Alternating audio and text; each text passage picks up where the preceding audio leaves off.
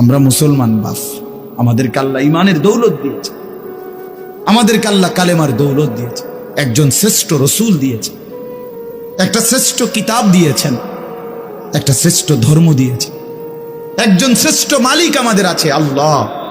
আমাদের চারটি জিনিস আমাদের কাছে আছে সর্বশ্রেষ্ঠ। আমরা ভাগ্যবান। আমাদের সর্বশ্রেষ্ঠ আল্লাহ, আমাদের রসুল সর্বশ্রেষ্ঠ, আমাদের কিতাব সর্বশ্রেষ্ঠ, আমাদের ধর্ম সর্বশ্রেষ্ঠ। চারটি সর্বশ্রেষ্ঠ নিয়ামত যার কাছে আছে, সে নষ্ট হবে কেন? সে চরিত্রহীন হবে কেন? সে গুমরা হবে কেন? পথ হারা হবে কেন? সে জাহান্নামী হবে।